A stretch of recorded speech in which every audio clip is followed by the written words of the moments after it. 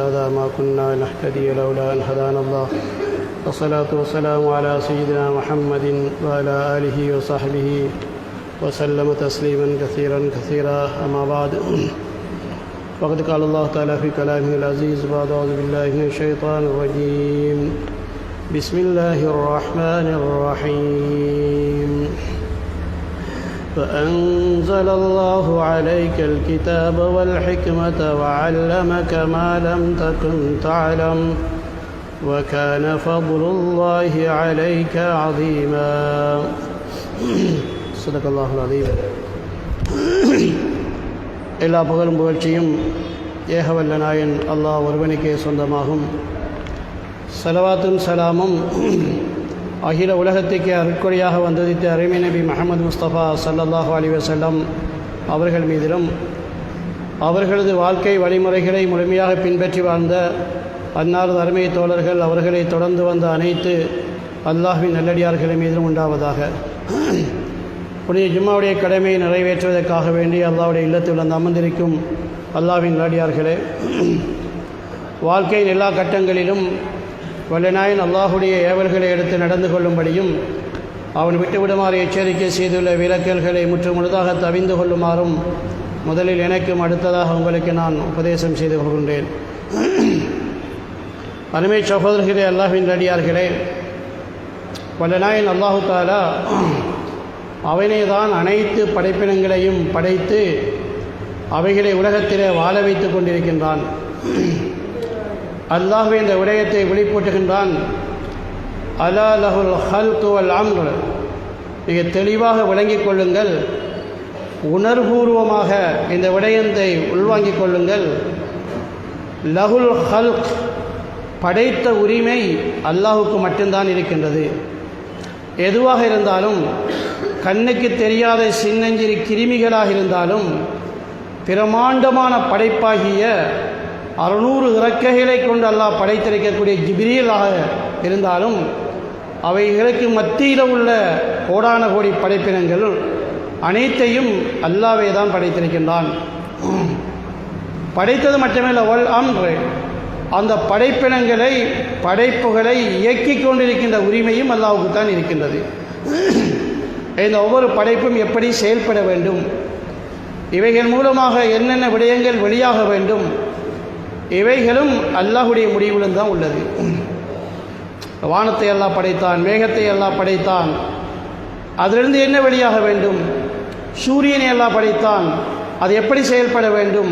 இந்த பூமியை அல்லாஹ் படைத்தான், இந்த பூமியில் ஒவ்வொரு பகுதியிலையும் எப்படி எப்படி விடயங்கள் வெளியாக வேண்டும். இது எல்லாமே அல்லாஹ்வுடைய கட்டளைக்கு உட்பட்டதாக இருக்கின்றது. நபி மூசா அலைஹிஸ்ஸலாத்து வஸ்ஸலாம் அவர்கள் மக்களை அல்லாஹ் பக்கம் அழைக்கின்ற நேரத்தில் மக்கள் கேட்டார்கள், மூசாவே, நீ அழைக்கின்ற ரப்பு யார்? ரப்பை பற்றி கேட்டார்கள். எந்த ரப்புன்னு கேட்டார்கள். அது மூசா அலைஹிஸ்ஸலாம் அவர்கள் எந்த அல்லாஹின் பக்கம் அவர்களை அழைத்தார்களோ அந்த அல்லாஹ் எப்படிப்பட்டவன் என்பதற்கு ஒரு விடயத்தை அங்கே முன்வைத்தார்கள்.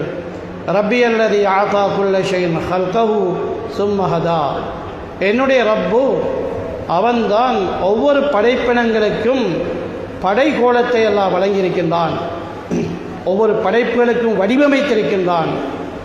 ஒவ்வொரு படைப்பினங்களும் என்னென்ன வடிவத்திலே அமைய வேண்டும். மனிதர்களுடைய இந்த வடிவம், மிருகங்களுக்கு அந்த தோற்றங்கள், பறவைகளுக்கு எத்தனையோ வகை வகையான அமைப்புகள், மரங்கள் இருக்கிற பூக்கள், சில இப்படி பார்த்தோம்னா கோடான கோடி படைப்பினங்கள், இவைகளுக்கு வடிவமைத்தது யார்?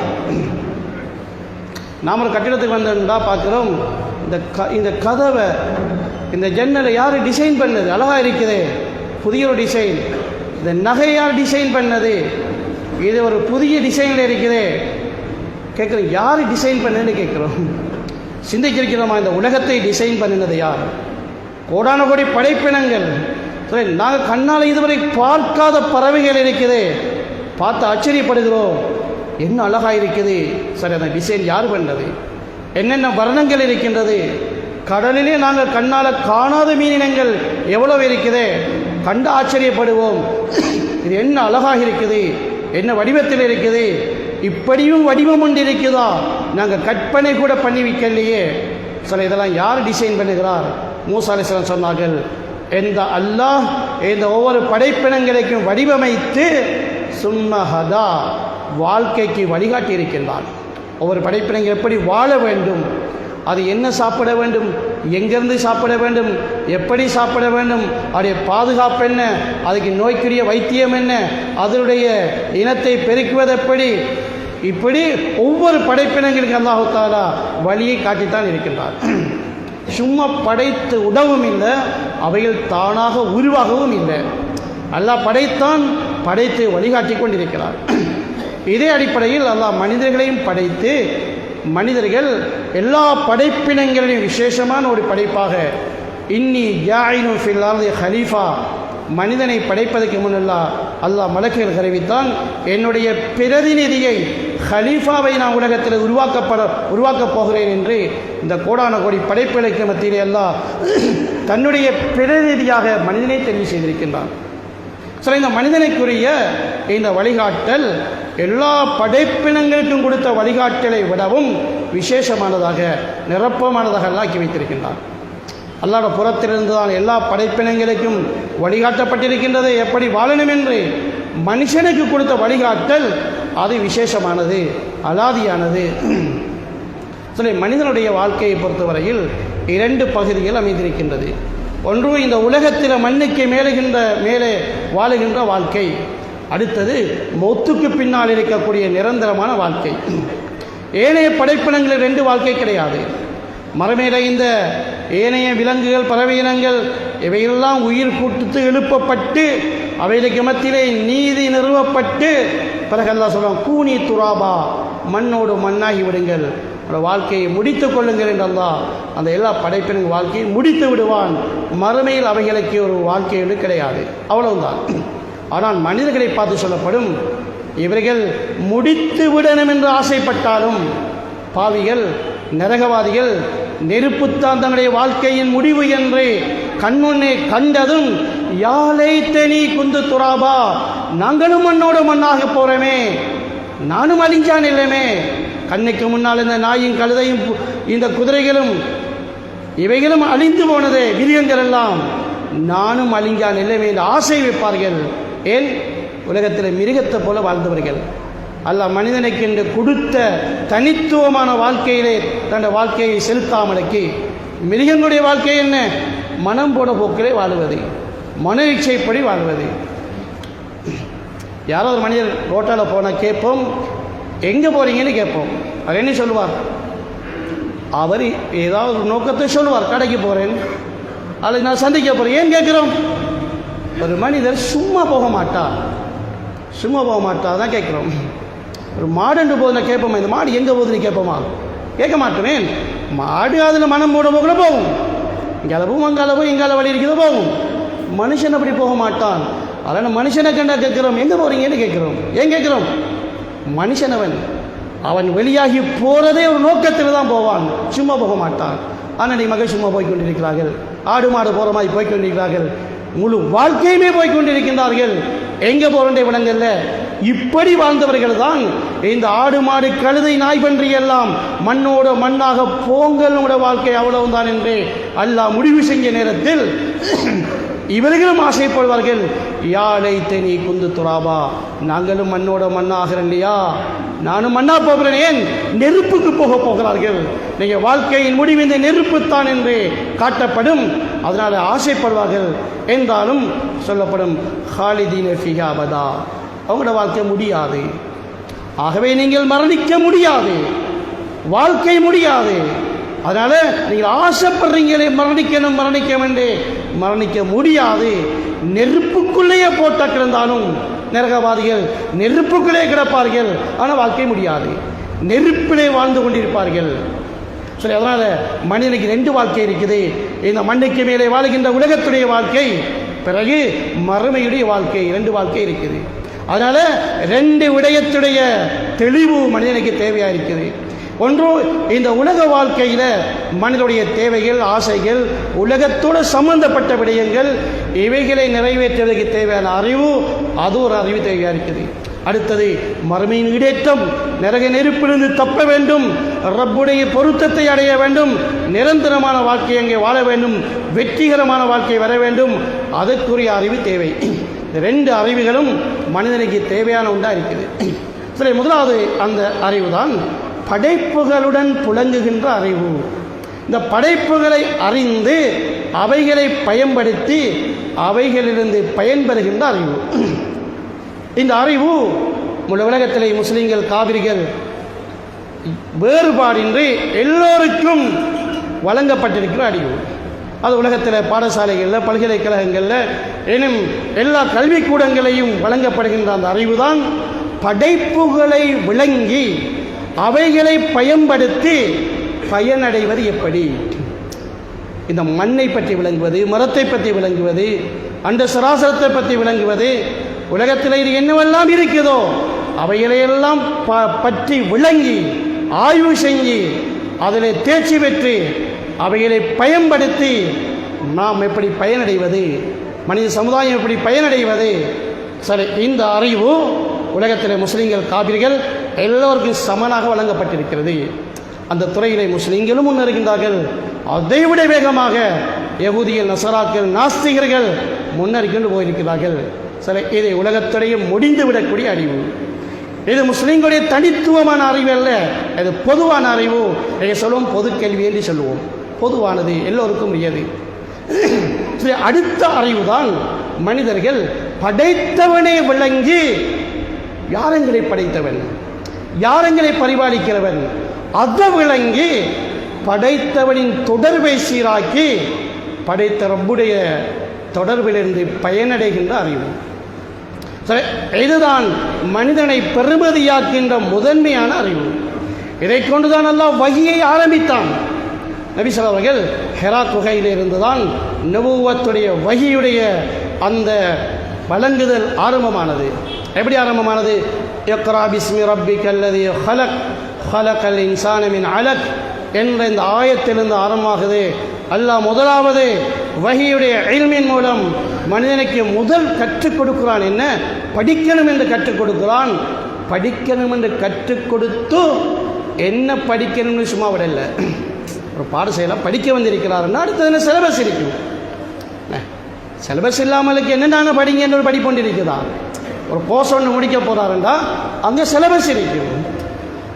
சிலபஸ் அதுதான் அந்த படிப்பு. சார் ரப்புல் ஆலமீன் நல்லா படிக்க சொன்னான். அல்லாஹ் சிலபஸ் தராம விடுவானா? அல்லாஹ் என்னென்று தலைப்பு தராம சும்மா விடுவானா படின்னு சொல்லி? அல்லாஹ் உடனே சொன்ன குர்ஆனி படி. என்ன படிக்கணும்? பிஸ்மி ரப்பிக் அல்லதி ஹலக், படைத்தவன் அல்லாஹ், அவனை பற்றி படி. அல்லாஹ்வை பற்றி அறிவு, அதை முதன்மைப்படுத்த வேண்டும். சில மனிதனுடைய கொடுக்கப்பட்ட அறிவில் முதன்மையான அறிவு அல்லாஹ்வை பற்றி அறிவது. அல்லாஹ் படைத்தவன், அல்லாஹ் ஹாலிக். என்ன படைத்திருக்கிறான்? அனைத்து படைப்புகளையும் படைத்தவன் அல்லாஹ். மட்டுமல்ல, படைப்புகளிலே உள்ள நிலைமைகளை படைத்தவன் அல்லாஹ். சரி, என்னை படைத்தவன் அல்லாஹ். எனக்கு என்னென்ன நிலைமைகள் வருகிறதோ, ஆரோக்கியமா, சுகமா, கண்ணியமா, கேவலமா, வறுமையா, செல்வமா, ஹயாத்தா, மௌத்தா, இந்த நிலைமைகள் எதுவும் அல்லாஹ்வுடைய படைப்பு. அல்லாஹ் எப்பப்போ என்ன படைப்பை முடிவு செய்தானோ அது இந்த வாழ்க்கையில் அது வந்தே ஆகும். சிறுவனாக அல்லாஹ் என்னை படைத்தான், வாலிபத்தை படைத்தான், வயோதிபத்தை படைத்தான், எப்படி கடைசியில் மௌத்தை படைத்தான். இது ஒவ்வொன்றையும் அல்லாஹ்வுடைய படைப்பு. இந்த நிலைமைகளையும் அல்லாஹ் தான் படைத்திருக்கின்றான். எனவே சொல்றே, உலகத்துடைய வாழ்க்கையுடைய அந்த அறிவு இருக்கிறதே, மனிதனுடைய புத்தி போதும். புத்தியை கொண்டு உலகத்தை விளங்கிக் கொள்ள இயலும். உலகத்துடைய விடயங்களை நல்ல புத்திசாலிகள் முன்னேறுவார்கள். அவருடைய புத்தியை கொண்டு அதை விளங்கி அதில் தேர்ச்சி பெறுவார்கள், அதிலே பட்டம் பெறுவார்கள், அதிலே அவர்கள் பிரயோசனம் அடைவார்கள். இது மனிதனுடைய புழக்கம், அனுபவம், அவருடைய புத்தியை கொண்டு அந்த பகுதி நிறைவேற்றப்படுகிறது. சரி, மற்ற பகுதி இருக்குது, படைத்தவனை பற்றி அறிகின்ற அறிவு. அது மனிதனால் சுயமாக இயலாது. தன்னை படைத்தவன் யார் என்பதை மனிதனுடைய புத்தியை கொண்டு விளங்கிக் கொள்ள முடியாது. மனிதர்கள் அவருடைய புத்தியை கொண்டு அந்த பாதையில் இறங்கியது தான் இன்றைக்கு நான் கண் முன்னால் பார்க்கிறோம். கடவுளுக்கு பலதரப்பட்ட வடிவங்களை மக்கள் கொடுத்திருக்கிறார்கள். ஆண்டவன் யார்? அப்படி கீறி வச்சிருக்கிறார்கள். கடவுளையால் கையால் செஞ்சு வைத்திருக்கிறார்கள். கடவுளை கையால் செஞ்சு வணங்குகிறார்கள். ஏன் அப்படி செய்கிறார்கள்? எப்படி ஏனைய அறிவுகளையும் புத்தியை பயன்படுத்தி முன்னேறினார்களோ, எப்படி சயின்ஸில், டெக்னாலஜியில், எப்படி உலகத்திலே கலைகளில் புத்தியை பயன்படுத்தி அந்த துறையில் புதிய நவீனங்களை கண்டுபிடித்து உலகத்தில் சாதனைகள் செய்தார்களோ, இதிலையும் படைத்தவனை கண்டுபிடிப்பதிலையும் புத்தியை பாவிப்போம் என்று இறங்கினது தான் கையாள கடவுளை செஞ்சு கற்பனை வடிவத்திலே ஆண்டவர்களை அவர்கள் வைத்திருக்கின்றார்கள். அல்லாஹ் தஆலா மனிதனுடைய புத்திக்குள் அடங்கக்கூடிய ஒன்றாக அதை வைக்கவில்லை. அதனால தான் முதல் மனிதன் இந்த விடயத்திலே அவனும் அதில் முழுமை பெற வேண்டும் என்பதனால முதலாவது மனுஷனை எல்லாம் நபியாக படைத்தான். நபிக்கு முன்னால் ஒரு மனிதன் உலகத்தில் வாழ்ந்திருந்தால் அந்த மனிதன் புத்தியை பயன்படுத்தி உலகத்தை பயன்படுத்தியிருப்பான். ஆனால் தன்னை படைச்ச ஆண்டவனை கற்பனையில் அவன் போய் இன்றைய அந்நியர்களுடைய கடவுளை போல ஒன்றெல்லாம் போய் முடுங்கியிருப்பான். அதனால் அல்லாஹ் தஆலா தன்னுடைய ரப்பை, அல்லாஹுவை, படைத்தவனை விளங்குவதற்கு அது நபிதான் வர வேண்டும், நபியாக வர வேண்டும், அல்லது நபிக்கு பின்னால் போக வேண்டும். அந்த அறிவு நபிக்கிட்ட தான் இருக்குது. நபிக்கு எங்கிருந்து வந்தது? நபிக்கு அல்லாஹ் கொடுத்தது. அதனால் ஆதம் அலைஹிஸ்ஸலாம் முதல் மனிதன், முதல் நபி. முதல் மனிதன், முதல் நபி என்பதனால தான் முழுமையான மனிதனாக வாழ முடியும். 2 பகுதிகளும் வரைக்கும் சீராக முடியும். அதனால் அல்லாஹ் தஆலா அந்த அறிவை படைத்தவனை விளங்கி அவருடைய தொடர்பை சீராக்கி படைத்தவனுடைய தொடர்பில் பயன்பெறுவதற்குரிய அந்த அறிவை அல்லாஹ் தஆலா வஹியாக ஆக்கி வைத்திருக்கிறான். அதை வேதமாக அல்லாஹ் பாதுகாத்து தந்திருக்கிறான். அதை விளங்கப்படுத்த அல்லாஹ் நபியை முடிவு செய்திருக்கிறான். அதை பரிமாறுவதற்கு அல்லாஹ் ஜிப்ரீலை அல்லாஹ் பயன்படுத்தியிருக்கிறான். அதுதான் அல்லாஹ் ஞாபகப்படுத்துகிறான் நபியை ஸல்லல்லாஹு அலைஹி பார்த்து, வன்ஸலல்லாஹு அலைக்கல் கிதாபுல் ஹிக்மா, நபியை உங்கள் மீது அல்லாஹ் தஆலா இந்த வேதத்தையும் ஞானத்தையும் அல்லாஹ் உங்கள் மீது இறக்கி இருக்கிறான். வஅல்லமக மா லம் தகுன் தஅலம், உங்களால் அறிய முடியாத விடயங்களை அல்லாஹ் உங்களுக்கு படிப்பித்திருக்கிறான். அது உங்களால் இயலாது, அந்த அறிவு உங்கள்கிட்ட இல்லை. வஅல்லமக மா லம் தகுன் தஅலம் வகான ஃபதுலுல்லாஹி அலைக அலீமா, இது அல்லாஹ்வுடைய மிக பெரும் கொடை உங்கள் மீது அல்லாஹ் வழங்கி இருக்கிறான் என்பதாக அல்லாஹ் தஆலா இந்த அல்லாஹ்வை விளங்குகின்ற அறிவுடைய தனித்துவத்தை பற்றி அல்லாஹ் தஆலா சொல்லி காட்டுகின்றார். ரசூலுல்லாஹி ஸல்லல்லாஹு அலைஹி வஸல்லம் அவர்களை பற்றி அல்லாஹ் சொல்கிறான், நபியாக வந்திருந்தாலும் நபியாக வர இருக்கிறார் என்பதனால அவருக்கு அல்லாஹ்வை தானாக விளங்க இயலாது. மா குந்த ததிரி மல் கிதாப் வல் ஈமான், நபி உங்களுக்கே தெரியாது ஈமான் என்றால் என்ன, உங்களுக்கே தெரியாது கிதாப் என்றால் என்ன, நாங்கள் தான் இந்த நூரை உடைய உள்ளத்திலே ஏற்படுத்தினோம். முஹம்மது ஸல்லல்லாஹு அலைஹி வஸல்லம் அவர்களுக்கு சுயமாக யோசித்து ரப்பை, ஈமானை, ஹிதாயத்தை விளங்க இயலாது, நாங்கள் தான் விளங்கப்படுத்தியிருக்கிறோம் என்று அல்லாஹ் கூறுகிறான் என்றால் இந்த அறிவு மனிதனுடைய புத்தியை கொண்டோ, விவேகத்தை கொண்டோ, அனுபவத்தை கொண்டோ, ஏனைய தொடர்புகளை கொண்டோ இது இயலாது. இது வஹியுடைய இல்மின் தொடர்பின் மூலமாகத்தான் இது கிடைக்க முடியும். நபிமார்களுக்கு அல்லாஹ் தஆலா இந்த இல்மை பொதுவாக எல்லாருக்கும் கொடுத்திருக்கிறான். சிலருக்கு அல்லாஹ் தஆலா உலகத்துடைய விடயங்களை சேர்த்து கொடுத்திருக்கிறான், சிலருக்கு உலகத்தை விடயங்களை குறைத்து கொடுக்கிறான். சில நபிமார்கள் மன்னர்களாக இருந்தார்கள், சில நபிமார்கள் சில குறிப்பிட்ட தொழிலை செய்து கொண்டிருந்தார்கள், ஆடு மேய்த்தார்கள், கவசங்கள் செய்தார்கள், வியாபாரம் செய்தார்கள். இது மாதிரி உலகத்தின் தொடர்பில் ஒவ்வொரு விடயங்கள் செய்தாலும் இந்த நபுவத்தின் இல்மை சமனாக எல்லா நபிமார்களுக்கும் அல்லாஹ் கொடுத்திருந்தான். அதில் குறிப்பாக தாவூத் அலைஹிஸ்ஸலாம் அவர்களுக்கு கொடுக்கப்பட்ட இல்மை பற்றி அவர் கூறுகின்ற பொழுது, உலகத ஆத்தைனா தாவூத வ சுலைமான இல்மா, சுலைமானுக்கும் தாவூதுக்கும் 2 பேரும் இந்த உலகத்திலே உலகத்துடைய அந்த ஞாபகத்துக்களும் பாரியளவு கொடுக்கப்பட்டவர்கள், மன்னர்களாக உணர்ந்தவர்கள், உலகத்தை ஆண்ட மன்னர்களாக உலகத்திலே வாழ்ந்த நபிமார்கள். ஆனால் அல்லாஹ் அவர்களிடத்திலிருந்து தனிப்படுத்தி காட்டுகிறான், உலகத்து ஆட்சியை அல்ல, அவருடைய இல்மை கொடுத்திருந்தோம். அவர்கள் அந்த உலகத்து ஆட்சியை அடைந்தார்கள், இல்மை அடைந்தார்கள். என்ன சொன்னார்கள் தெரியுமா?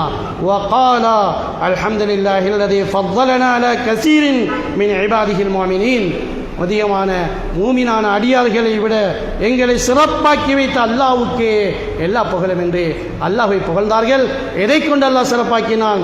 இல்மை கொண்டு அல்லாஹ் சிறப்பாக்கினான். அவர்கள் ஆட்சி இருந்தது சொல்லவில்லை. சுலைமான் அலைஹிஸ்ஸலாம் சொல்லவில்லை, யாருக்குமே கொடுக்காத ஆட்சியை தந்து அல்லாஹ் என்னை சிறப்பாக்கிட்டான் என்று சொல்லவில்லை. நாம் எல்லாம் அப்படித்தான் பார்க்கிறோம். யாருக்குமே கொடுக்காத ஆட்சி மனிதர்கள் மட்டுமில்ல, மிருகங்கள் மீது, ஜின்கள் மீது, பறவைகள் மீது ஆட்சி செலுத்துறா எப்படி ஆட்சியாக இருக்கும்? அல்லாஹ் அப்படி சிறப்பாக்கினான் என்றுதான் நாங்கள் பார்க்கிறோம். ஆனால் அவர்கள் சொன்னார்கள் அல்லாஹ் எங்களை இல்மை தந்து சிறப்பாக்கினான் என்று. நுபுவத்திலே இல்முடைய முக்கியத்துவத்தை பற்றி அவர்கள் கூறியதை அல்லாஹ் தஆலா குர்ஆனிலே எங்களுக்கு எல்லாம் ஞாபகப்படுத்தினான். சில இந்த இல்மின் மூலமாக அடைய வேண்டியது என்ன? முதலாவது பிரயோசனம் அல்லாஹுவை விளங்கிக் கொள்வதுதான். அல்லாஹுவை விளங்குவதுதான் இதனுடைய சிறப்பு. வெறுமனே படிப்பது சிறப்பல்ல, அந்த படிப்பு பயன்படுத்தப்பட வேண்டும். என்னுடைய ஈஸ்டர்ன் யூனிவர்சிட்டியில் ஒரு லெக்சர் இருந்தார், கிறிஸ்டியன். ஆனால் அவர் சூரத் பக்ராவுடைய 50 ஆயத்துக்களை ரிசர்ச் பண்ணி அதில் அவர் எம்பில் பட்டம் பெற்றிருந்தார். ஆனால் கிறிஸ்டியன். குர்ஆனை ஆய்வு செஞ்ச ஒரு பட்டம் பெற்றிருந்தார். படிப்பிருந்தது, ஆனால் பயன்படுத்தினாரா? இல்லை. ஏன்? இந்த இல்மை பயன்படுத்துவதற்கு ஈமான் தேவை. மின் கருவிகள் இருக்குது, பயன்படுத்தணும். என்ன செய்யணும்? மின்சாரம் தேவை. மின்சாரம் இல்லாட்டி எல்லாம் இருக்கும், ஒன்றும் வேலை செய்யாது.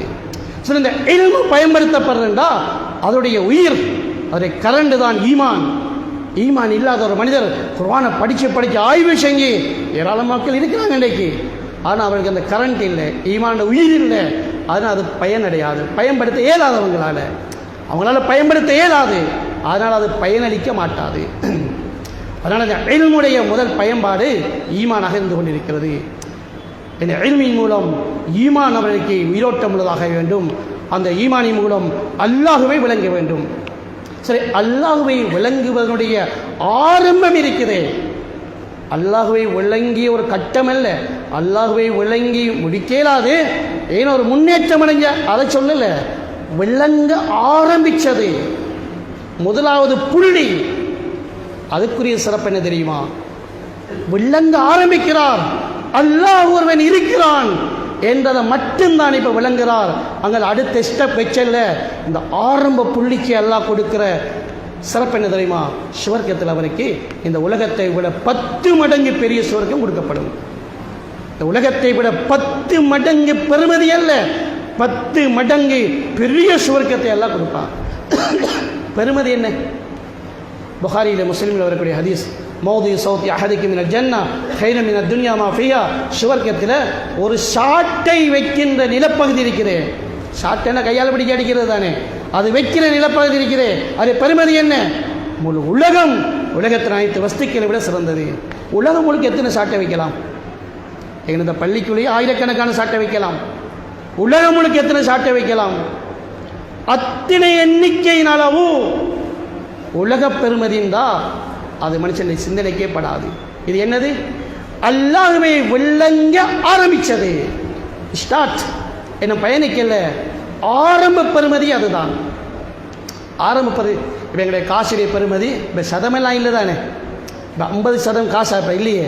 ₹1 ஆரம்பிக்குது, ₹1. இப்போ $1 $1 ஆரம்பிக்குது. அது எங்கள் ரூபாய் விட பல நூறு பெருச்சு. சரி, ஈமானுடைய பெருமதி ஆரம்பிக்குது ஒன்று, அதுதான் இது. ஈமானுடைய பெருமதி ஆரம்பிக்குது ஒன்று, அந்த ஒன்று தான் இந்த உலகத்தை போல 10 மடங்கு பெரிய சொர்க்கத்தை எல்லாம் வழங்குகிறான். சரி, அவனுக்கு கொடுக்குற கண்ணியம் என்ன தெரியுமா? அந்த ஈமானுடைய ஆரம்பிக்கிற மனிதனுக்குரிய கண்ணியம் என்ன தெரியுமா? லா தக்குமு ஸாஅத்தா யுகாலு ஃபில் அர்தி அல்லாஹ் அல்லாஹ். திருமிதி ஷரீஃபிலே பதிவு செய்யப்படுகிறது. அல்லாஹ் என்று சொல்லுகின்ற ஒரு மனிதன், அல்லாஹ்னு சொல்லுகிறான், அல்லாஹ் வழிபடலை, பாவத்தெல்லாம் கிடக்கிறான், நன்மையான காரியம் தொலைவே இல்லை, திக்ரே செய்யல, அல்லாஹ்னு சொல்லுகிறான். அல்லாஹ் ஒருவன் இருக்கிறான் என்பதை ஏற்றுக்கொண்டிருக்கிறான். அந்த ஒரு நன்மைக்கு அல்லாஹ்வை விளங்கிட்டானே, இந்த ஒன்று விளங்க ஆரம்பிச்சிட்டான். விளங்கி முன்னேறல்ல, அடுத்த ஸ்டெப் போவல்ல, இவன் இருக்கும் வரையில் அல்லாஹ் இந்த உலகத்தை அழிக்க மாட்டான். அவனும் மரணிச்சு முழு உலகத்தில் அல்லாஹ்வுடைய நாமத்தை சொல்லுகின்ற ஒரு மனிதன் கூட இல்லாத ஒரு நிலை வருமே, அன்றைக்கு தான் உலகம் அழியும். ஏன்? இந்த உலகத்தை எல்லாம் நடத்தி கொண்டிருக்கிறான், ஈமானுக்காக வேண்டித்தான். இந்த உலகம் வேற என்ன நோக்கத்துக்காக நடக்கல, ஈமான்தாரிகளை எல்லாம் தெரிவு செய்வதற்காக வேண்டி, ஈமான்தாரிகளை சோதிப்பதற்காக வேண்டி, ஈமானுள்ள மக்களுக்கு அல்லாஹ் தஆலா புறக்கி எடுப்பதற்காக வேண்டி, ஈமானுடைய தரஜாக்களை முடிவு செய்வதற்காக வேண்டி அதுக்கு தான் அந்த உலகத்தை எல்லாம் நடத்தி கொண்டிருக்கிறான். சரி, இந்த உலகத்துடைய சாதனைகள் வேறொன்றுமே இல்லை. கட்டிடங்கள் எல்லாம் சாதனை, இந்த உலகத்தில் நீங்கள் காட்டுகின்ற திறமைகள் எல்லாம் சாதனை, இந்த உலகத்தில் அனுபவிக்கிற ஆடம்பரங்கள் எல்லாம் சாதனை, இந்த உலகத்தில் நீங்கள் தொடர்பாக இருக்கிற ஈமான் தான் சாதனை. சரி, இந்த ஈமானுக்காகத்தான் உலகம் இருக்குது. உலகத்தில் எல்லாம் பெரும் பெரும் மாடி வீடுகள் 100-150 மாடி கட்டியிருக்கிறாங்க. அழிக்கிறையா அந்த உலகத்தில் என்றெல்லாம் ஒரு வினாடி பின்வாங்குவானா? உலகத்தில் பெரும் பெரும் கோடீஸ்வரனாக இருக்கிறாங்க, பெரும் பெரும் மன்னர்கள்லாம் இருக்கிறாங்க, பெரும் பெரும் பதவியுள்ள மக்கள் இருக்கிறாங்க, அழிக்கலாமா என்றெல்லாம் ஒரு வினாடி யோசிப்பானா? சரி, அல்லாஹ் எங்கே யோசிப்பான்? அல்லான்னு சொல்கின்ற ஒரு மனிதன் எங்கேயோ ஒரு மூலையில் இருக்கிறான், அவன் பாவிதான், படுபாவிதான், பெரும்பாவிதான். ஆனால் அல்லான்னு சொல்லுகிறான், அவனை வச்சு எப்படி அழிக்கிற உலகத்தை அழிக்க இயலாது என்றுதான் யோசிப்பான் அல்லாஹ் தஆலா. அல்லான்னு சொல்லுற மனிதன் ஒரு நோயாளி, ஒரு வயசாளி, ஒரு அப்பாவி, அவன் அல்லான்னு சொல்றான், அவனை வச்சுக்கொண்டு உலகத்தை அழிக்க இயலாதே, அவனை மரணிக்க செய்தது பிறகுதான் உலகத்தை எல்லாம் அழிப்பான். எனவே சோலே, அல்லாஹ்வை விளங்குதல் என்பது அதுதான் வஹீயுடைய இல்முடைய ஆரம்பமாக இருந்து கொண்டிருக்கிறது. அந்த இல்மை தேடிச் செல்வது மிக மிக சிறப்புள்ளதாக இருக்குது. ரசூலுல்லாஹ் அவர்கள் மஸ்ஜித் நபவியில் இருக்கின்றார்கள். ஒரு சஹாபி ஸஃப்வான் இப்னு அஸ்ஸால் ரலியல்லாஹு தஆலா அன்ஹு அவர்கள் அந்த மஸ்ஜித் நபவிக்கு போகின்றார்கள். சொல்லுகிறார்கள், நான் மஸ்ஜித் நபவிக்கு நபி ஸல்லல்லாஹு அலைஹி சந்திக்க வந்தேன். சிகப்பு போர்வை ஒன்றில் நபி அவர்கள் சாய்ந்து கொண்டு உட்கார்ந்து கொண்டிருந்தார்கள். நான் ஸல்லல்லாஹு அலைஹி வஸல்லம் அவர்களை சந்திக்க சொன்னேன். யா ரசூலல்லாஹ், இன்னி ஜிஅது அத்லபுல் இல்ம், நான் உங்கள்கிட்ட இல்மை தேடி வந்தேன். ஏனங்க போனார்? இல்மு என்பது அல்லாஹ்விடமிருந்து வந்ததுதான். மனிதர்களுடைய அனுபவம் அல்ல இல்மு, மனிதனுடைய புத்தியிலிருந்து வெளியானதல்ல இல்மு. அது அடுத்த பகுதி, அந்த பகுதி தான் மனிதர் அவங்க யோசித்து சொல்லலாம். சும்மா கொஞ்சம் அறிவாளிகள் உட்கார்ந்து யோசிச்சு என்ன செய்வோம் என்று யோசிச்சு இந்த காலத்தில் இப்படி நடந்த நிலைமை அப்படி பேச இயலாது. அது உங்களோட துறையில் பேசுங்க, உலகத்தின் துறையில் பேசுங்க. அதுக்கு புத்திக்கு எல்லா இடம் இருக்குது. எனக்கு புத்திக்கு இடம் இல்லை, வஹி இருக்குது. வஹி மூலம் வரையறுக்கப்பட்டதுதான் இந்த அறிவாக இருந்து கொண்டிருக்குது. வஹியை வச்சு பேச வேணும். குர்ஆன் என்ன சொல்லுது? குர்ஆனுக்குரிய விளக்கத்தை அல்லாஹ் அதையும் வரையறுத்திருக்கிறான். வன்ஸல்னா இலைக்க ذிக்ர் லிதுபய்யின லின்னாஸி மா நுஸில இலைக். நபி, உங்களுக்கு நான் வஹியை இறக்கியிருக்கிறோம், நீங்கள் விளங்கப்படுத்துங்க. ஏன் இதை யாரும் அவங்களோட புத்திப்படி விளங்கி கொள்ள முடியாது, எல்லாத்தையும் விளங்கி இயலாது. அதனால் நபியோடைய பொறுப்பு நீங்கள் விளங்கப்படுத்துங்க என்று. அதனால் சஹாபி வருகிறார், நபிகிட்ட போனால் அங்கே தான் இல்ம் இருக்கும். யார் சொல்லலாம், நான் இல்மை தேடி வந்தேன் என்று சொன்னார்கள். சொன்ன உடனே அவர்களை பார்த்து ஸல்லல்லாஹு அலைஹி வஸல்லம், இன்னும் படித்து கொடுக்கல, இல்மை சொல்லல, அவள் தேடி வந்திருக்கிறாரே, இல்முடைய தேட்டத்தோடு வந்திருக்கிறார், இல்மை படிக்கணும் ஆசையோடு வந்திருக்கிறார். நன்மாராய் சொன்னார்கள், மர்ஹபன் பி தாலிபில் இல்ம், இல்மை தேடி வந்திருக்கிறீங்க, சுபசோபனம், நீ ஒரு பாக்கியசாலியான மனுஷன், இல்மு தேடி வந்திருக்கிறீங்க, பாக்கியம் என்று சொல்லிட்டு சொன்னார்கள். இந்த பாக்கியம்